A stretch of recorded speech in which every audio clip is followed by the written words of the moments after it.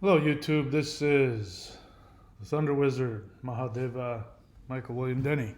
So, today what I'm going to be doing is I'm going to be continuing reading from the book, The Secret Shamanic Commandment to a Perfect Life, my book. And we're about to start unveiling why the law of attraction, as it is being taught, doesn't work. Now, I've spent a lot of time talking about this. It is fair to say that basically you've been handed, at best, a really fragile imitation of the power of manifestation. I could even go so far as to say that a lot of the law of attraction gurus are purposefully withholding from you how this thing really works and appealing to your fear and your the fears and the self doubt and the self sabotage. Because if you continue to do things the way it's being presented in most of the law of attraction books, seminars, videos, you are going to end up with less than perfect results. And what ends up happening is that for a lot of people, nothing happens. That's very common. Another thing that happens is that people, when they try and practice the law of attraction, they get results in the very beginning, and then the results start to wane, and then they either get no results or they get mixed results. And then what ends up happening is that, especially if you go to seminars or you talk to people, what ends up happening is you end up feeling guilty. Because it's like religion, it's like going to church when everybody has faith and you don't have faith. And they say, "Do you believe?" And you say, yeah, I believe. And then you doubt on the inside, but you don't want to tell anybody that you're having doubts because then they'll judge you. And so it's the same with the law of attraction. People want to talk about how much they are focusing on positivity and they feel good and all that. But on the inside, they're afraid to admit, yeah, it doesn't work for me, or it's not working all the time, or it stopped working, or if I just hang out and listen to you guys, maybe I'll get what you have. I mean, listen to that person talk. They've got this really great testimonial about how they manifested billions of dollars in the love of their life, and I believe. So that's one of the biggest problems here. And I'm going to go into the reasons why. The reasons why it doesn't work, but more importantly, I'm going to tell you the very simple solution as to how you literally can manifest anything you want. Guaranteed. So we're going to get into that. So that means I got to bring up the actual book, which I'm going to be reading from, and I think I'm on chapter 5, I believe, of the book. Okay, I don't need that.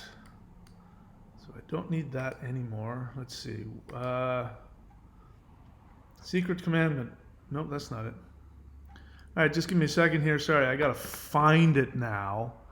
I got to find the secret. Is that it right there? There it is. Whew. All right, so Secret Commandment. This is my book.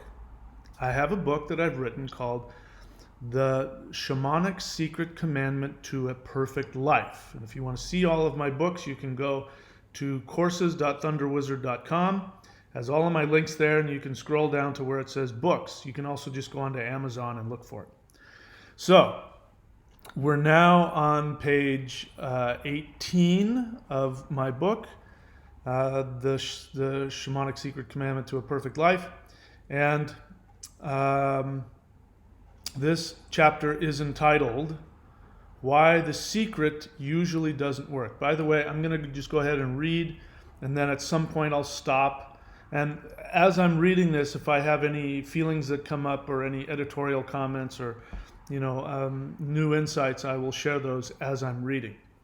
But when I'm done and I've read for probably about an hour, then we'll stop. And if you have any questions, feel free to ask questions. Write the word question and then have your question there. And if I can, I'll be happy to answer it. All right. Why the secret usually doesn't work. Most likely you are familiar with the New Age teaching best known as The Secret, also known as Law of Attraction, which teaches that you can manifest whatever you focus on. This is absolutely correct, but it is incomplete. From the perspective of the shamanic secret commandment to a perfect life, which I'm calling the secret commandment here, from the perspective of the secret commandment, when you are obeying your deepest desires and focusing your intentions on how to fulfill those desires, and I would add now, and taking direct action despite all feelings and despite all odds to fulfill your desires, then whatever you focus on magically manifests for you. So the secret commandment, what I'm teaching, and the secret, law of attraction, are in perfect alignment here. But oftentimes people who try to use the secret, law of attraction, often operate from a faulty and incomplete assumption about how manifestation works. Remember, if you follow my teachings, assumptions are everything. In fact, I would say assumptions are 99% of everything. If you have a faulty assumption about you, your relationship to the universe, your understanding about how the universe responds to you, if you have a faulty assumption about whether or not the universe is arbitrary, whether it loves you, whether it's an evil place, these assumptions color everything. And so if you have a faulty assumption, an incorrect assumption, then every conclusion on top of that assumption will also be faulty or incorrect. All right? So that's important here. So back to the text. But oftentimes people who try to use the secret, the law of attraction, often operate from a faulty and incomplete assumption about how manifestation works. The faulty assumption associated with the secret law of attraction is the assumption that you can manifest whatever you focus on. If this were true, everyone would be a billionaire. Since most people believe that if they were rich, they would be happy, money is what most people focus their intentions on. And rarely is someone satisfied with their amount of money. Now, that's for sure. The more you get, the more you want. So the foundation of the secret, the assumption of the secret, is incomplete. It assumes that you can arbitrarily decide what you want. And oftentimes people mistakenly focus on manifesting things based on their fears, things they don't really want, on a soul level. So they focus on cars or boats or something that represents to their fears as something of value. But your soul does not recognize these things as valuable. So there is an inherent conflict within you. And when you are in conflict with yourself, you run the risk of giving conflicting signals to the universe, so you will most likely get conflicting results. And what I'm talking about here is that you can focus whatever you want intellectually on, I want this, I want that, good feelings. But if you've been programmed, let's say, to believe that money is wrong or that you don't deserve money, if that's in your unconscious mind, won't matter what you consciously think, because the underlying internal program will conflict. And so even though you're putting all of your effort consciously into focusing on good and happy things, if you have a conflict in your unconscious, then the universe is going to go, well, which one is it? I mean, you're saying this, but I can really feel that you don't believe that, so I'm not going to co-sign that. You know, what is it that you really want? Okay? So that's what I'm saying there in that short paragraph. When you are in conflict with yourself, you run the risk of giving conflicting signals to the universe, so you will most likely get conflicting results. When people focus on things they think they need based on their fears, usually material things, they are out of alignment with their soul. But the soul does not operate from fear and rarely needs material things. Let me give a caveat there. Your soul does need material things to achieve its desires.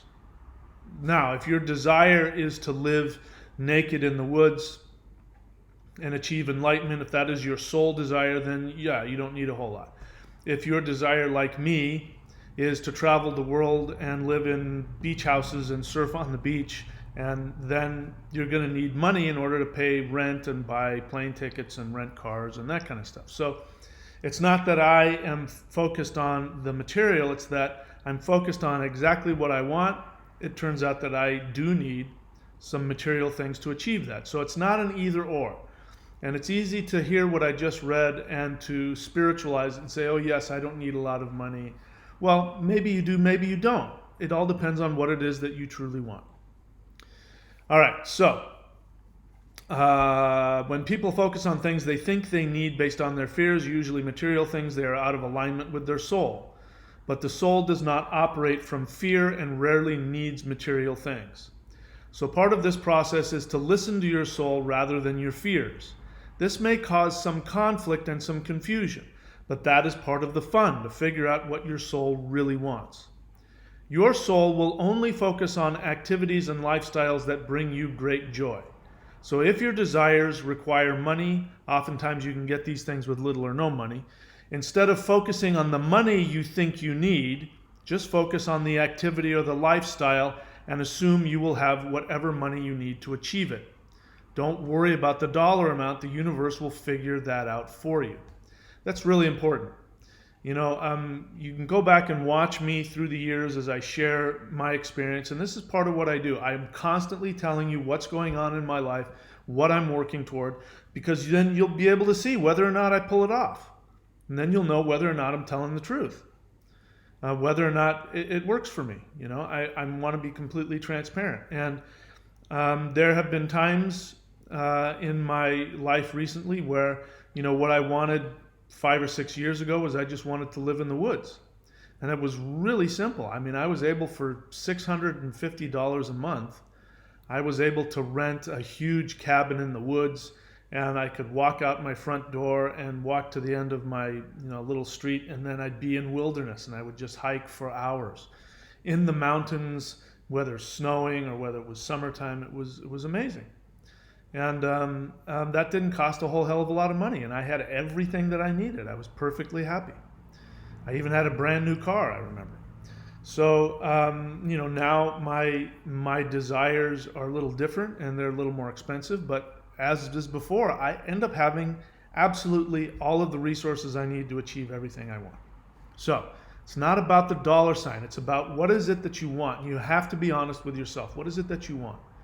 And then when you're able to identify that, then just go after it. And there's been, times where I went and applied for houses and apartments that I could not afford. But my body said, I like this house. It was exactly where I wanted to live because I was, at the beach I wanted to surf at, and I wanted to be able to walk out of my house. I wanted to be able to have a house and not an apartment. I didn't want to have any shared walls. But I couldn't, each time I did it, I couldn't afford it, and then my business magically would grow and I would have all the money I needed. It's really important. Just go after what you want. Don't worry about how much it costs. And, don't go after something because it's expensive or because it's cheap. Don't ever say, well, I can afford this. Don't ever say that. It doesn't matter whether you can afford it. It matters whether or not you want it. All right.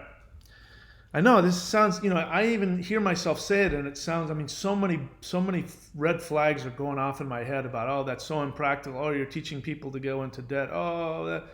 But I'm just telling you my experience. My experience is that whatever my soul wants, if I honor that and I accept it and I go after it, I end up having it. That's just always been the case. And, you can sabotage yourself.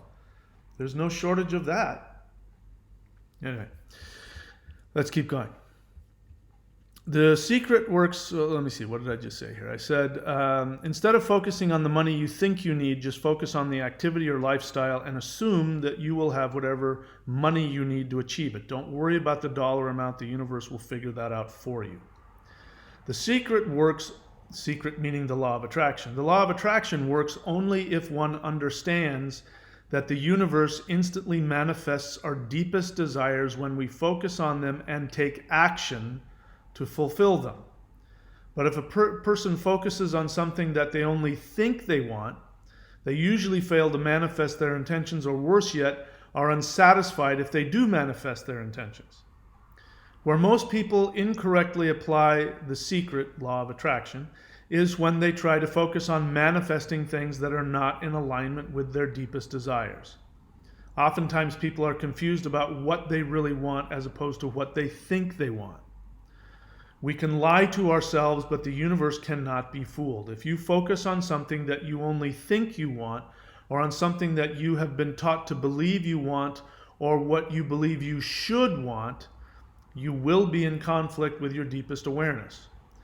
The universe picks up on your internal conflict and manifests with varying results.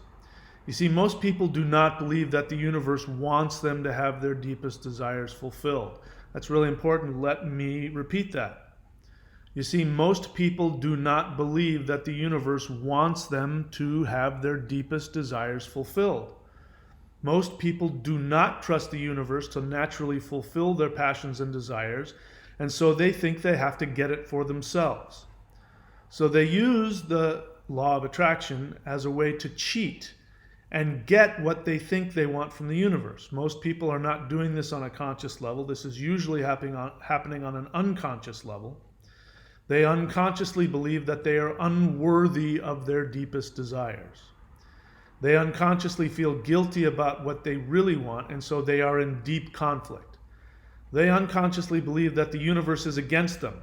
This creates fear and insecurity, and their intentions become laced with fear. The result of this conflicted focus is that the universe gets double messages from them about what they want to manifest, and as a result, they get mixed results from their intentions. This belief that they are not worthy of their deepest desires comes from the pervasive false religious teachings we discussed in the previous chapter. Most of us have been subtly and repeatedly indoctrinated by our government, our society, our teachers, our ministers, etc., to believe that the universe is an empty, cold, cruel place that is constantly seeking to harm us and deny us our passions. This false belief is from a very old religious belief system that was put into place in our society during the Middle Ages hundreds of years ago. Even though most of us on a conscious level reject these outdated beliefs, nevertheless, we still carry these toxic beliefs deep in our unconscious minds, and they still have a profound effect on our thoughts and feelings.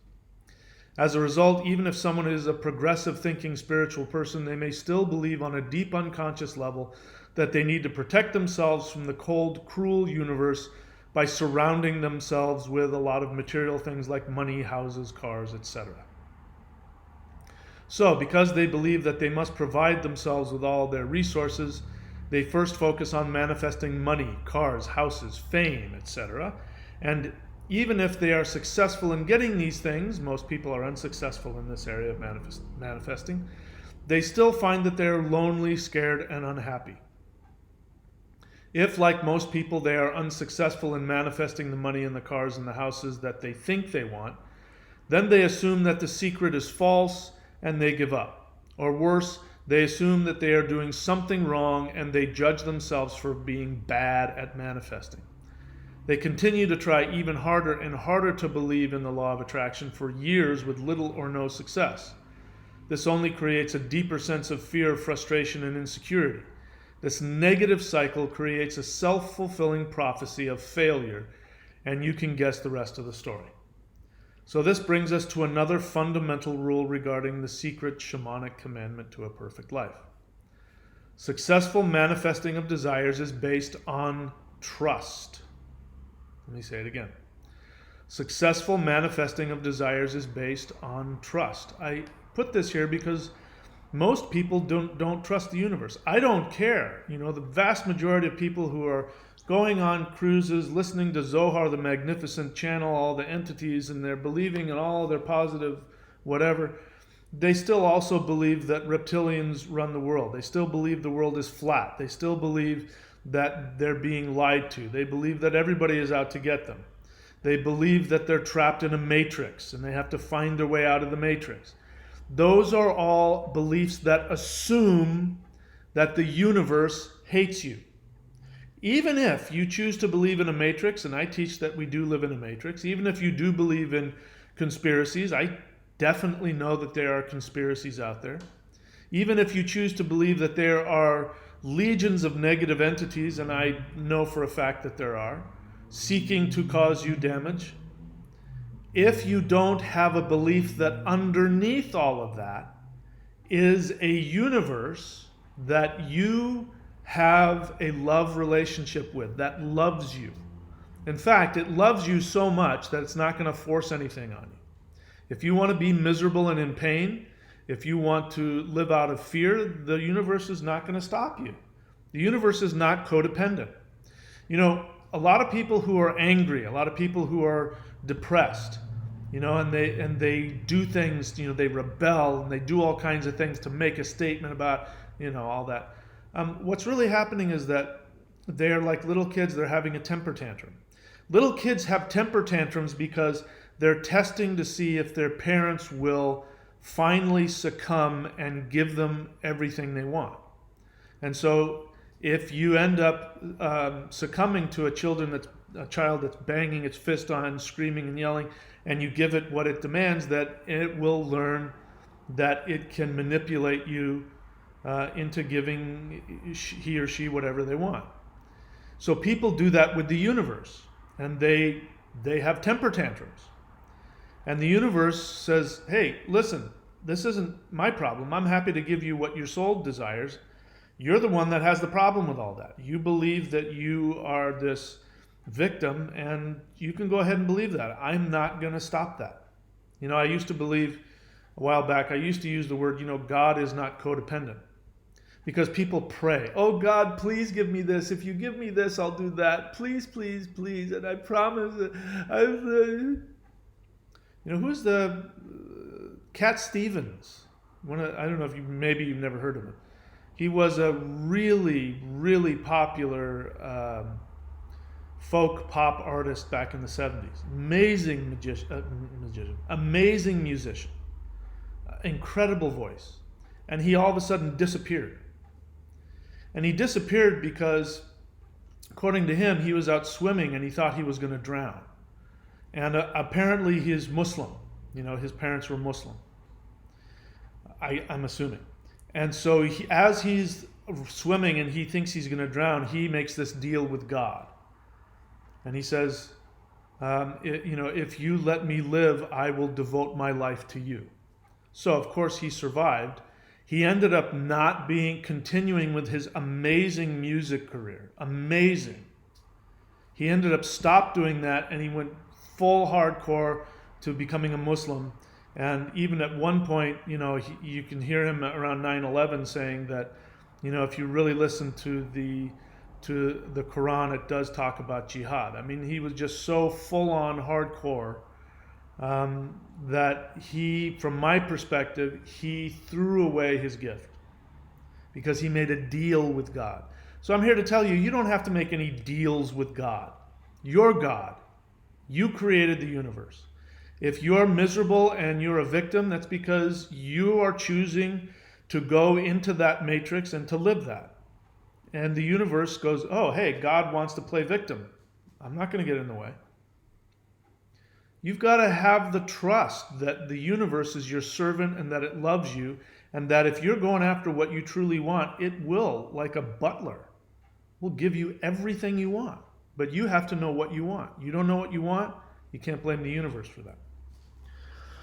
All right, so the universe does not, back to the text, universe does not manifest intentions based in fear or insecurity. If people are focusing on manifesting out of fear or insecurity, the universe only sees the fear and manifests according to their insecurity. That's not entirely true. It can give you mixed results.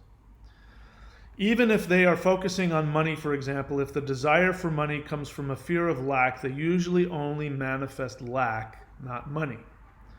If someone believes that they must first manifest lots of money or material possessions in order to follow their deepest passions, they are operating from a false assumption that the universe is against them, and they feel they need to surround themselves with material things in order to protect them from the very universe that is seeking to bring them joy. Let me stop here for a second.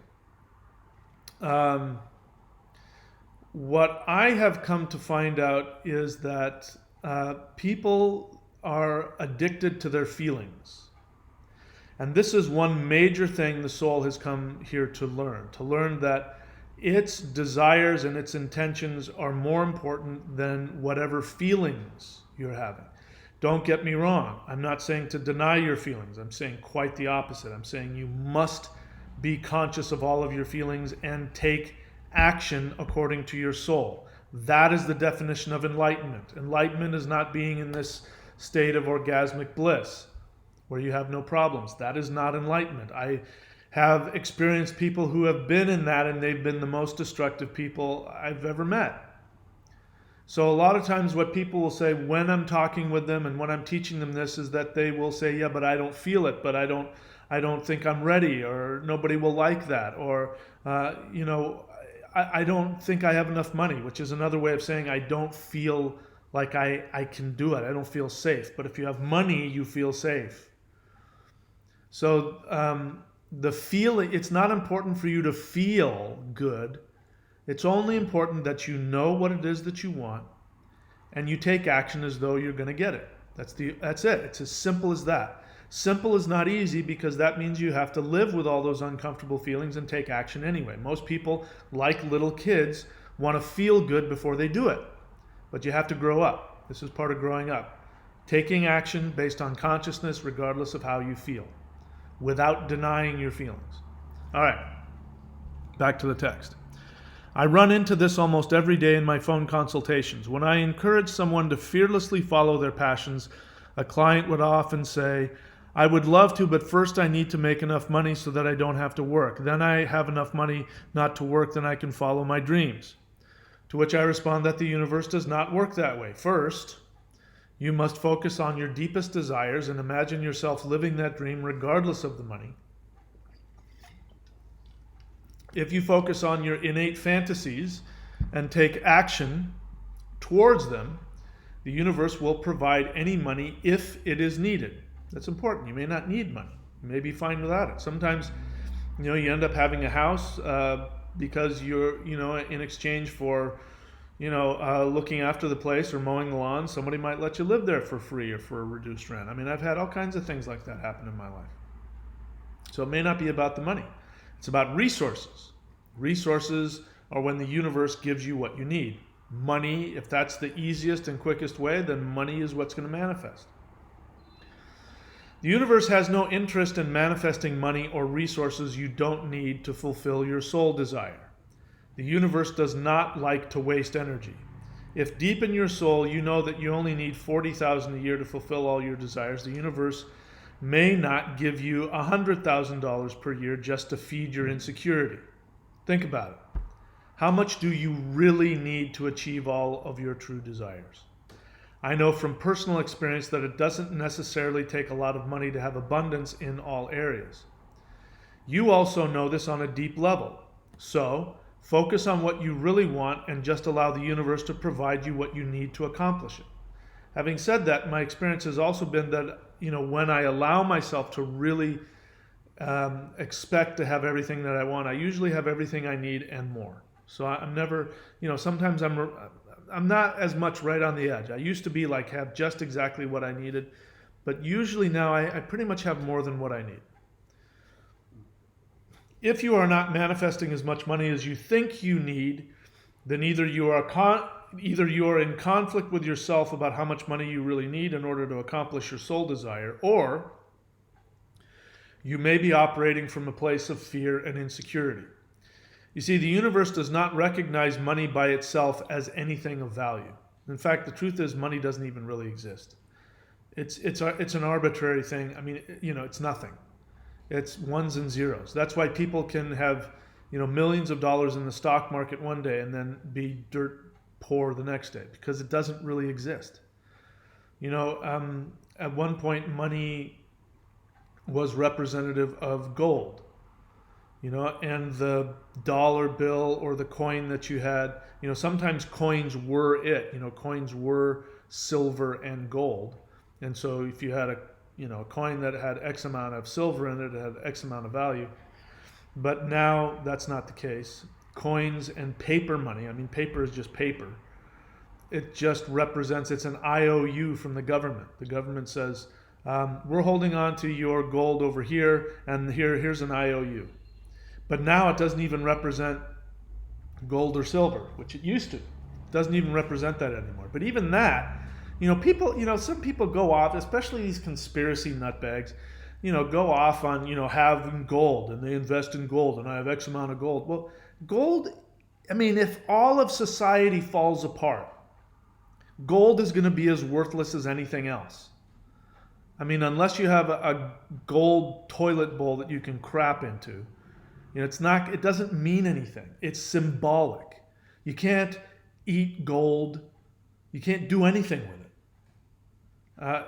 Silver, you can't do anything with it. Show up to, in New Guinea to an uncontacted tribe and bring all of your paper money and your gold and your silver. Now, they might think gold and silver is pretty, but they can't eat it. It's not good for making weapons out of. They're Stone Age anyway. They wouldn't know how to turn it into weapons. You can't do anything with it.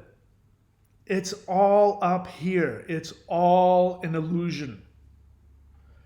Having resources, on the other hand, is real. And that's what you need to remember. It's about the resources. It's not about the money. The money is the symbol for the resources. That's it. So, as long as you're operating from your soul desire, whatever happens to the economy, you'll be fine, because the universe will provide whatever resources you need. That's just the way it works. All right. If you are not manifesting, back to the text. If you are not manifesting as much money as you think you need, then either you are in conflict with yourself about how much money you really need in order to accomplish your soul desire, or you may be operating from a place of fear and insecurity. You see, the universe does not recognize money by itself as anything of value. The universe only recognizes practical manifestations of resources. Money is only one form of resources.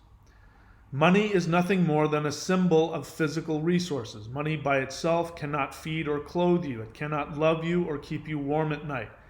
The only way money has any use is if two parties agree to accept that symbol of money in exchange for whatever practical resource you need.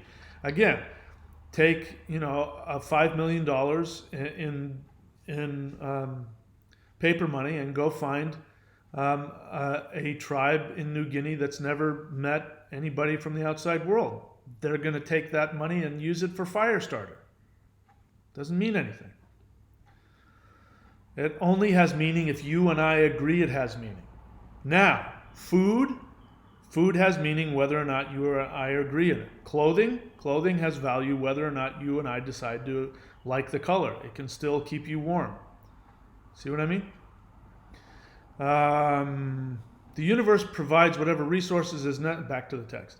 The universe provides whatever resource is necessary for you to fulfill your deepest desires, and you would be surprised at how little money you need to live your wildest dreams. That is why focusing on money alone is a waste of time, because the universe does not recognize empty symbols. For example, let's imagine someone whose dream is to live in the wilderness and spend time enjoying their passion of being isolated in pristine forest wilderness. Many people might think that in order to afford this lifestyle, a person would need to be extremely wealthy in order to buy a huge parcel of land in the Rocky Mountains, build a multi-million-dollar mansion where they can be isolated in the forest. But if the individual forgets about how much money they think they need to accomplish their dream and instead fantasizes about simply being in pristine wilderness, they may end up manifesting a career which provides them with their fantasy life, such as a forest ranger. I remember backpacking deep in the Sierra Nevada mountains and meeting backcountry rangers who lived in backcountry ranger stations. These were cool cabins. Like, they had these fully equipped cabins in the middle of nowhere. The only way you could get there is either on foot or on horseback. It was just, in the most pristine, beautiful mountain wilderness you've ever seen. I remember backpacking deep in the Sierra Nevada mountains and meeting backcountry rangers who lived in backcountry ranger stations miles away from anything in the most beautiful, isolated locations imaginable. One would have to hike for days to get to these places. These backcountry ranger stations were beautiful, comfortable cabins located in the middle of the most pristine wilderness you've ever seen. One in particular was at 10,000 feet, over 25 miles deep into the backcountry. To get to these cabins, one would have to hike over 2 mountain passes over 14,000 feet. It would take the average person 3 days to get to this cabin. Situated on an alpine lake surrounded by majestic granite peaks, this was the premier mountain getaway. The government provided these people with premier wilderness cabins to live in for free and then paid them a salary on top of that. These rangers worked a few hours a day patrolling the wilderness on horseback provided by the government. They helped any hikers they met and answered any questions. And when their day of work was over, they could do anything they wanted. Hike, fish, sleep, whatever. And they got paid to do it. I remember, talking with them and thinking, my God, that's the life. I mean, that was just, literally they did. The guy's job was to get on horseback and to what a horrible life. To just, sit on his horse and, ride his horse through beautiful mountain passes for a few hours a day. And then he'd come home and he'd write a log of what happened and who he talked to. And then he had the rest of the day to do whatever the hell he wanted. And it was just, that's the kind of, I did that anyway. I went out of my way and saved up money and to be able to do that. And he got paid to do it. That was his job. Assuming their fantasy was to live in the wilderness, they got the most exclusive wilderness homes given to them at no cost. The cabins they lived in were in such amazing wilderness locations, and no one, no matter how rich, would be able to buy them. That's the truth. So you could go and buy some house somewhere in the mountains, and it might be really nice, but it won't be anything compared to what these guys lived in. Point being that money does not always buy you anything you want, but your inner desires can get you absolutely the best of everything that is in accordance with your deepest desires. If you are only focused on empty symbols alone like money, you may be actually confusing the universe, which only focuses on real energetic resources. You see, money is only the symbolic expression of energy, just like clothes, shelter, happiness, health, love, food, etc. The universe does not differentiate between different types of energy resources. The universe only sees different manifestations of energy. The universe does not know the difference between the energy to provide resources, money, and the energy to provide a healthy body and mind. Do you know of any rich people who are sick? Of course you do. Do you know of any poor people who are healthy and happy? Of course you do. If someone is a billionaire but doesn't have enough life force energy to keep them physically healthy, their money is completely useless to them. In many cases, the stress that is needed to obtain and keep their money is the direct cause for their illness. I recently heard a phrase that exemplifies this. Quote, "Some people are so poor, all they have is money." Money is only a form of life force energy, and as a rule, the universe does not give more energy than is needed to help you fulfill your deepest desires. If money is something that is necessary for the universe to provide you to help you achieve your deepest passions, the money will be there. If your deepest desire is to live on the beach and surf all day, then maybe all you need is enough money to rent a small apartment and buy a couple of surfboards. Yeah, only a couple? I don't know if I could live with just a couple. Then maybe all you need is enough money to rent a small apartment and buy a couple of surfboards. In either case, each person, if they are fulfilling their deepest passions, will feel in their own way like the richest person in the world. That's true. If I'm doing what I want, I'm really happy. And if I'm not happy. Doesn't matter what I have. If, on the other hand, the billionaire constantly working with no free time, that is stressed out and worried about how to pay his gigantic mortgages and protect his stocks and investments, and has no time to enjoy his money, he will feel like a pauper. If he is physically unwell, then he will really feel poor. As a rule, from the shamanic perspective, if someone is suffering from chronic ill health, that is often a sign that they are not in alignment with their deepest desires, and no amount of money, medicines, or doctors will cure them. The only thing that will heal them is for them to operate from their soul, from their deepest desires. But the poor guy who lives on the beach and surfs all day is probably going to be in great physical health and most likely will be very happy if that is what he passionately wants from his life. This is why poor people can be in great health and rich people can be on death's door. So obviously I am talking at that time about my own experience. That was my life when I was writing this book. I was living in a studio apartment, and I was, surfing as often as I could, and I didn't care about the rest. It wasn't that I didn't have challenges and issues, and it wasn't that I was like, oh, I'm okay with this. I was constantly working to to have more all the time. But even when I was struggling, I had everything that I wanted. And I was in great health, and I was doing what I wanted to do. In fact, I recently heard of a friend's father who had been suffering from Parkinson's disease. He was taking all kinds of medication for this disease. He recently began focusing on following his desires. He found new love in a new relationship and focused more time and energy on having fun and enjoying life. Guess what? His Parkinson's symptoms disappeared, and he was able to wean himself off his medication. His doctor has now declared that he no longer has Parkinson's. I completely forgot about that. That was amazing to hear. Let me give you an example in my own life. When I got divorced and moved back to Southern California, I had very little money, but I had more than enough money to completely fulfill my deepest desires, and as a result, I felt like the richest, luckiest man on the planet. For a time after leaving Idaho, I lived in the local Southern California mountains, renting a small cabin. Right outside my door was a wilderness hiking trail that I trekked on every day for hours at a time. Even though I was not rich, I had enough money to work for myself on my own schedule. If I didn't think about how much money I did or didn't have, I was ecstatic. I had learned that if I follow my passions, the universe will always give me everything I need to be happy. I knew of expensive, crowded, noisy neighborhoods in Los Angeles that contained multi-million-dollar houses that did not have access to the wilderness. In my little mountain cabin, on the other hand, I had almost no neighbors, and I had thousands of acres of pristine wilderness right outside my front door, and a view that surpassed most of the views of the mansions in Los Angeles. I had total freedom, health, peace, and happiness. No amount of money could buy that. I was the richest man on the planet. I was doing exactly what I wanted to do. Well, that is very true. I am quite sure that many of the owners of those million-dollar mansions in the suburbs had a lot less free time to enjoy their money. I bet that most of them are working their tails off so that someday they can follow their passions once they retire. In other words, they're probably working their tail off so that they can do exactly what I was doing. Speaking for myself, I'm not going to wait until I'm too old to enjoy my life. I want to live it to the fullest right now. Do you see where I'm going? Even though I was poor, according to my bank account balance, I was enjoying the life of a king. Money had little to do with it all.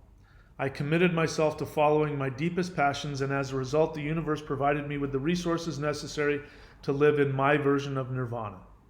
So the first step to manifesting your deepest desires is first to accept that the universe wants to make you happy, and the second step is to simply accept that the universe must obey your deepest desires. If your only requirement is to take direct action towards your deepest desires, regardless of your current circumstances, your only requirement is to take direct action toward your deepest desires, regardless of your current circumstances. I'll say it one more time.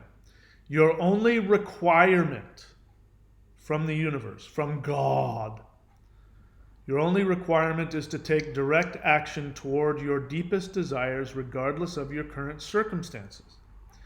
The universe will spring into action once you do so and supply you with whatever resources you may need to reach your dreams. Again, I can hear people in the background going, yeah, but you have to have money first, and I need to get money before I do it. And I can hear you. You don't. The money comes after you take action. That's how it works. How to determine your deepest desires. Next chapter. Some of you reading this book may already know your deepest desires are. Some of you may think you know what your deepest desires are, and some of you may be confused about what you really want. So before we go any further, I will teach you a very easy and powerful method to discover what your deepest desires are in life. In one of my first books, Wealth Shaman, I teach a shamanic meditation to determine your deepest desires. For those wishing to learn a more shamanic approach to this technique, I recommend you get that book and follow the exercises in that book. Again, that book is called Wealth Shaman. It's one of my first books I ever wrote. But for now, I will teach you an extremely simple but no less powerful method to instantly determine your deepest desires. It starts with pretending. Pretending means that you forget the rules of reality and allow yourself to fantasize just like little kids do. For this part of the technique, we are going to pretend that there are no rules and that anything can happen. So, take a deep breath and say to yourself, let's play pretend. Okay, so now we are playing pretend, and anything is possible. In your pretend world, anyone can do anything they want and be anything they want. You do not have to worry about money, and you don't have to work for a living. The universe instantly provides you with anything you want at any time. So, in your pretend world where you can be and do anything you want, where you don't have to work and you don't need any money, what would you do? Remember, we're playing pretend here, so if you want to be a superhero, you can be that. So do not limit yourself. No matter how unrealistic or unbelievable your fantasy feels, allow yourself to go there. Now, take a look at your fantasy. What are you doing in your fantasy world? Before I go any further, what a lot of people do is they're trying to be smart. So they try and get ahead of this. So they're already thinking to themselves, oh, he's trying to tell me to fantasize what my perfect job is. So let me see, I could do that, and I could afford to do that. And if I did that, I wouldn't hate it. And so it's worthless. If you're going to do this, you've got to really do it as though this is an unrealistic fantasy. You've got to be playing around as though it's unrealistic. So do that. Don't try and get ahead of me. Don't think you're smarter than me and think you're going to get there and go, oh, I know what he's doing. And then, because then you're going to end up with some crappy, stupid piece of crap fantasy that's going to get you nowhere. All right? So, this is an unrealistic fantasy. So again, remember, we're playing pretend here. So if you want to be a superhero, you can be that. So don't limit yourself. No matter how unrealistic or unbelievable your fantasy feels, allow yourself to go there. In fact, demand yourself to go there. To go to unrealistic thing that could not possibly be manifested. Now, take a look at your fantasy. What are you doing in your fantasy world? Well, whatever you are doing in your fantasy is what you are meant to do in the real world. Again, for some people this may sound unrealistic, but whatever fantasy gives you the greatest joy is what you are meant to do. It is the commandment the universe has given you. And if you follow that commandment, all of infinity will serve you. So, I've since refined my way of taking people through this because, as you saw, now I've learned that people think they're smarter than me and they get ahead of it and they sabotage themselves. And it really needs to be an unbelievable fantasy, like an unrealistic, totally unbelievable, achievable fantasy. And it has to be something that you really, really, really want, that you want more than anything else. And then when you go there, that's exactly what you're supposed to do. That's like your command. It's not just a fantasy anymore, it's a command. Now, for most people, especially if they have blocks to it, once they start thinking about it, they're going to be in conflict from the very beginning. Because if they're full of shame, full of fear, full of guilt, full of self-sabotage, then they won't even be able to get past that. And then those are going to be the people who, when I say, okay, what are you doing? They're going to go, I don't know. That means that you already can sense where I'm going and you won't allow yourself to have what you really want. And it's not something you can necessarily talk yourself out of. That's when you need shamanic counseling. You need a mentor. You need somebody who can help you. And that's what I do. It's one of I'm not the only person, but that's what I do. You can go to a life coach for all it matters. Just somebody who will help you find out what it is you truly want. Now that you know what it is, your job is to take action to make that fantasy real. Take action. You must take action towards it. Here is where many people get stuck. They can indulge in the fantasy, but when it comes to taking action to achieve it, they compromise. The one aspect from our fantasy that we must bring into reality is that the universe wants to provide us with everything we need to fulfill our fantasy life. But in order for that to happen, we have to believe that the universe will help us. In order for anything to come to us, we must first have to take action to achieve it. For many, they stop short here. They may not believe that the universe will help them achieve what they want. In order to take action, they need some kind of proof that the universe wants to help them achieve their fantasies.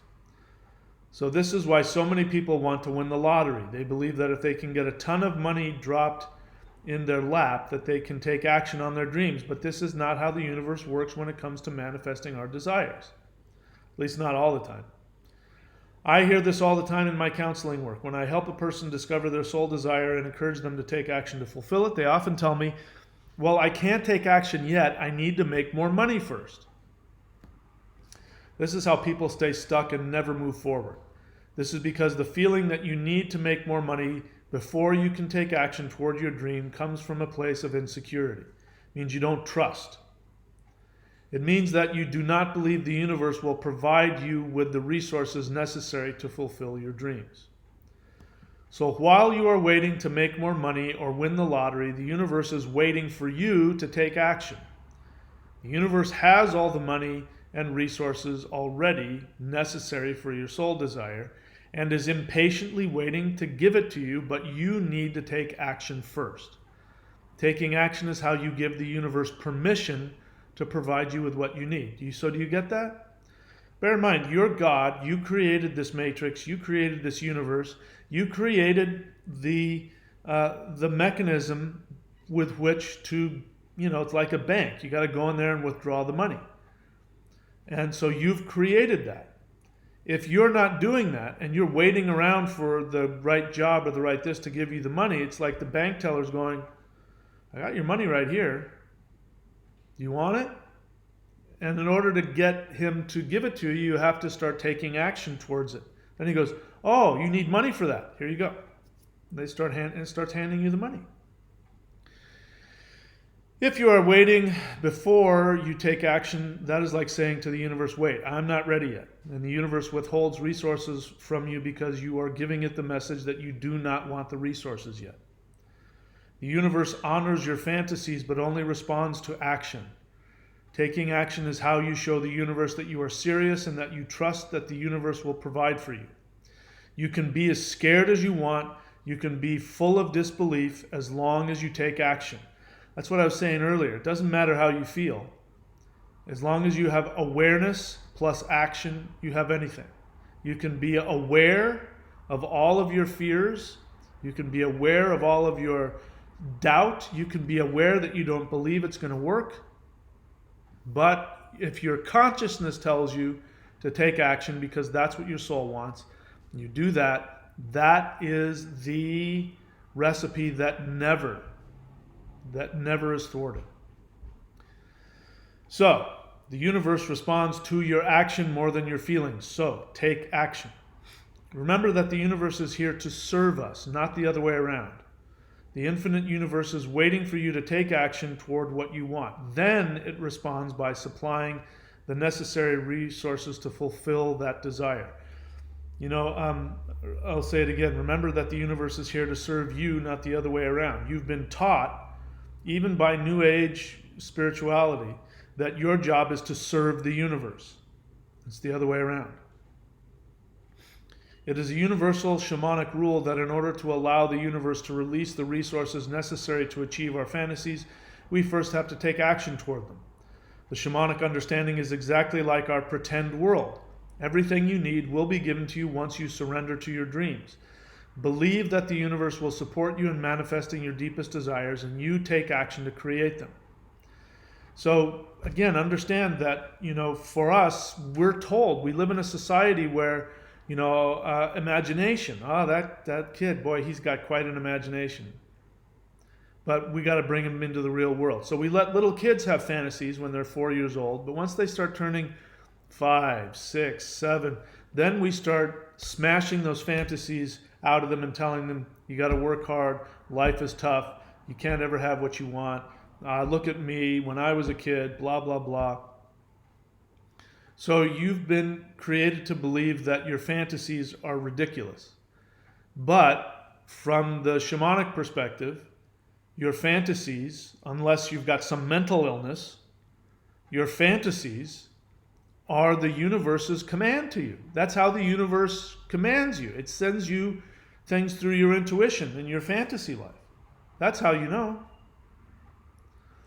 All right. Again, and that's, some people ask me ridiculous questions, which again, these questions I'm going to share with you that people ask, the assumption is that the universe is arbitrary and cruel, and it's not. But people will ask, well, what if somebody's deepest soul desire is to cause other people harm? And I won't give some of the specific examples. They'll go, what if somebody's sole desire is to blank little children? What if somebody's sole desire is to blank, just the most disgusting, horrible things, as if how the understanding is that your soul desire comes from infinite soul, comes from you and the universe. Why would the universe make somebody want to be, some psychopath? That's a result of the damage within somebody else. Somebody's got some major karmic or emotional damage, and that's not the same. And whatever it is that they do, if they fantasize about those things, it's not coming from their joy, it's coming from how broken they are and how much pain they're in. And, like I said, if you've got a mental disease, that might be a little bit different. But even then, those people can get healing and get help, and if they can get a sense of who they are, then they can shift over to a real fantasy. Because your fantasies will always benefit everybody else, even if they're totally selfish, completely wrapped up in your own selfish desires. If you take action on them, you will bless every living, conscious being in the universe. All right. Let me give you another example. Let's say your dream is to become a champion bodybuilder. Waiting for the universe to make you rich before you take action on your dream is like sitting at home and saying, I want to be the next world champion bodybuilder, but I'm going to sit here at home and wait for my muscles to grow, and then I'll know it's time to go to the gym and work out. It's ridiculous, right? You don't have to wait to get in shape. Your body's ready to build muscle right now, but it can't do so until you get off your butt and go to the gym. Your muscles will respond the moment you start pushing that weight and not a moment before. Once you take action and go to the gym and start lifting those weights, then your body immediately starts taking protein from your body and your food and begins building muscle. And every day that you go to the gym, while you sleep, your body is actively building muscle for you, taking the nutrients it needs for that day to create your new muscular physique. This is how the universe provides for you when you take action on your soul desire. You will get what you need for that day. The more action you take, the more resources you will be given. This is how the universe works to help you create your perfect life. Next chapter.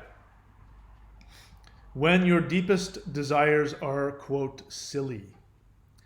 When working with clients to help them find their soul desire, oftentimes after they have imagined their fantasy reality, they may say, I can't do that, that's silly. Many of us have been indoctrinated to believe that whatever it is we are supposed to do with our lives must be practical or important or valuable to society. If we enjoy something, it is probably a selfish waste of time. I remember meeting a man, let's say his name is Fred, who was struggling with his realty business. I was working a part-time job with him. We both needed extra money. While working side by side with him, I listened to him complain for hours about how he had to find ways to make more money because he had to keep his 2-story house. The housing market was a bust and all he had was bills, blah, blah, blah. After asking him a few questions, I came to learn that he had become a realtor because his father was a successful realtor, and he was trying at age 49 to gain his dad's approval by being a successful realtor like his dad. He complained about how many hours he spent showing properties and making no sales. Hours and hours of taxes this and the government that and the housing market slowdown, blah, blah, blah. So I asked him if he didn't have to worry about money and having to work his job, what would he do? What do you mean, he said. What is your favorite hobby, I asked. He told me that he enjoyed taking long-distance bicycle rides, and I asked him, what would be a good way to turn that into a business? He said, it would be fun to live in the mountains and organize long-distance bike rides for people or groups of people. Well, there you go, I exclaimed. Now you know what you should be doing for a living. Oh, no, I can't do that. I have to get myself out of debt. Then I heard the voice of his father come through. I can't just waste my time in frivolous hobbies. I have to work a real job. I have to make repairs on this house. He lived alone in a 2-story, 4-bedroom house in the suburbs. I'm too lazy. I need to get my life together. I need to invest in my savings for my retirement. Why don't you just sell the house, take a loss, move to a little cabin in the mountains, and begin advertising bike packages for tourists. People would eat it up. No, you don't understand. I can't just leave this job. I have responsibilities. And we went on again, so I gave up trying to talk him out of his misery. The thing is, Fred was miserable. He was horrible at his job because he hated doing it. He resented his father, yet he was trying so hard to please him. It's easy for me to see what he really wants to do, but until he is ready to live for himself, there is nothing anyone else can say to Fred.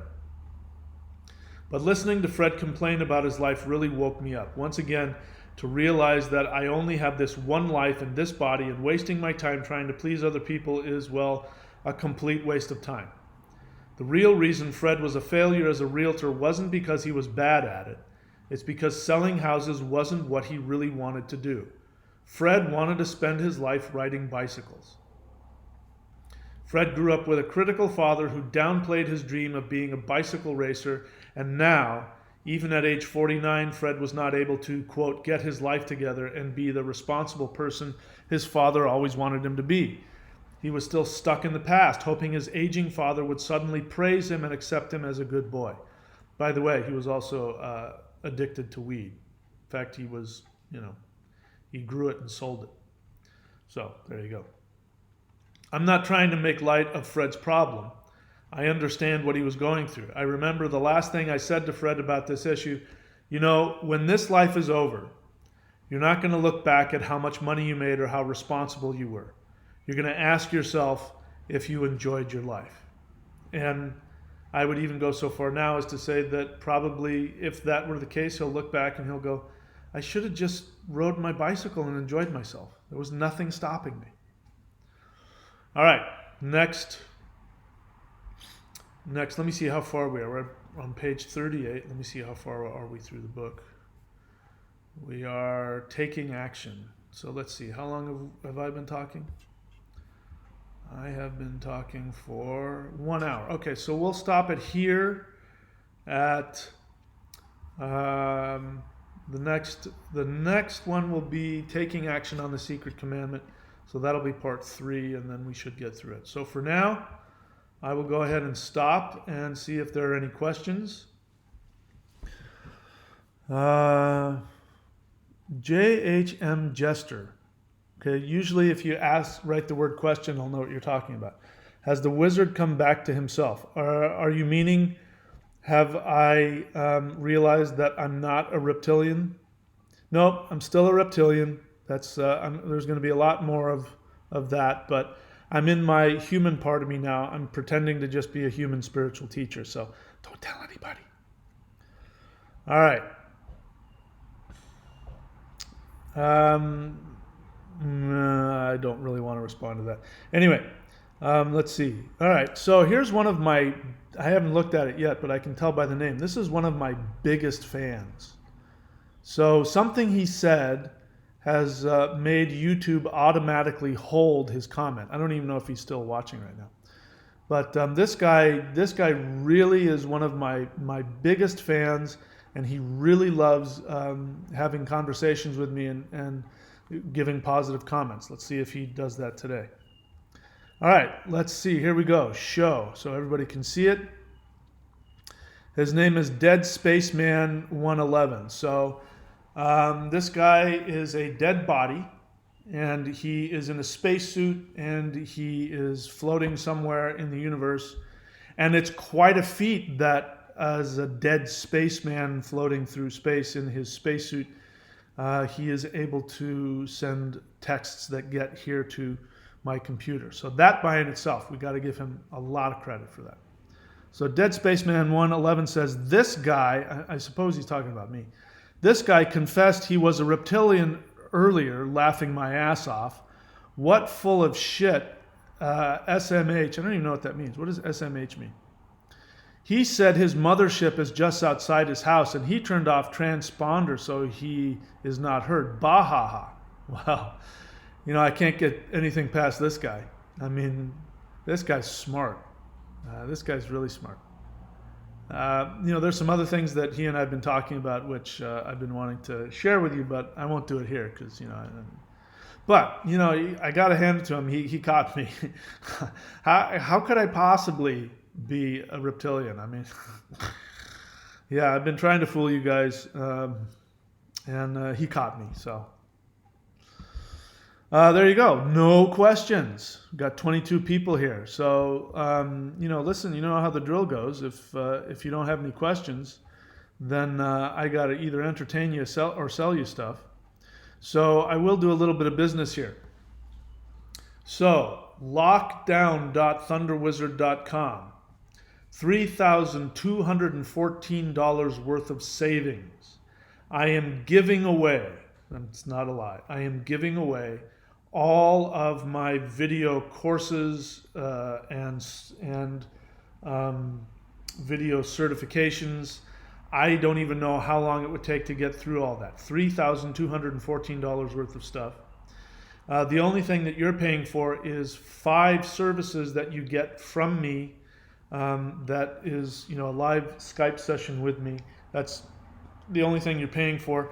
Once this lockdown is over and things go back to normal, this lockdown, I won't be continuing this. So, if you are looking for something to do, look, there's 3 possible ways to make a living. I certify you to be a Vedic astrologer. I'll put you up on my website if you pass the very simple test I give you.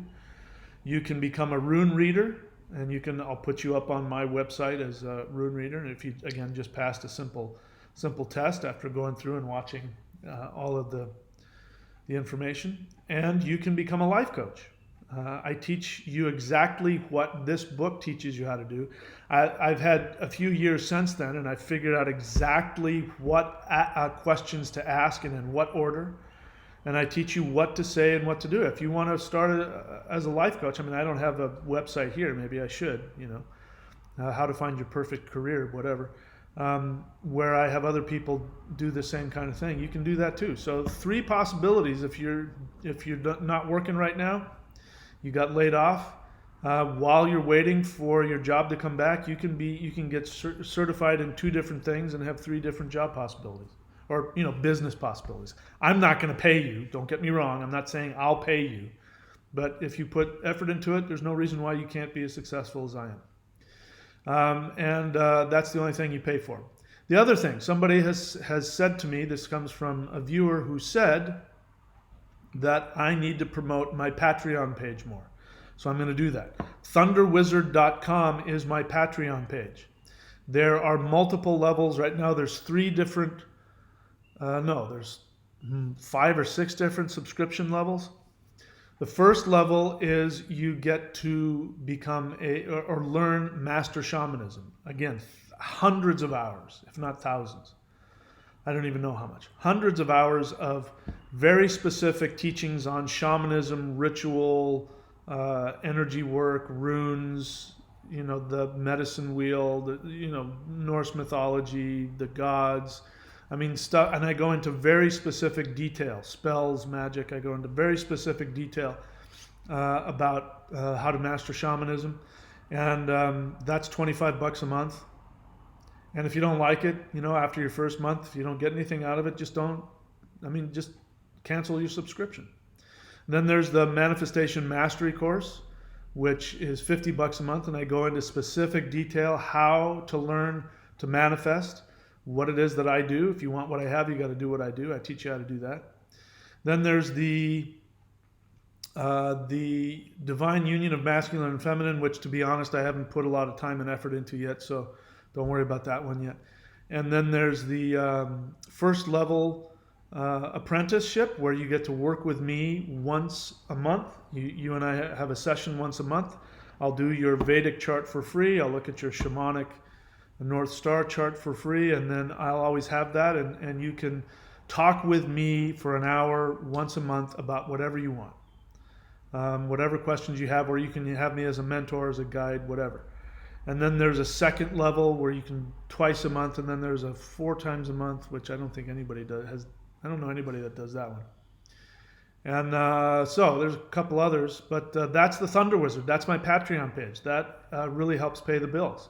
You want to help keep me on doing this? You can subscribe. If you don't like it, unsubscribe. You haven't lost anything. Courses.thunderwizard.com. All of my books, all of my DVDs, which, by the way, I am going to be soon converting all my DVDs into videos, and I haven't decided if I'm going to give those away for free yet or not.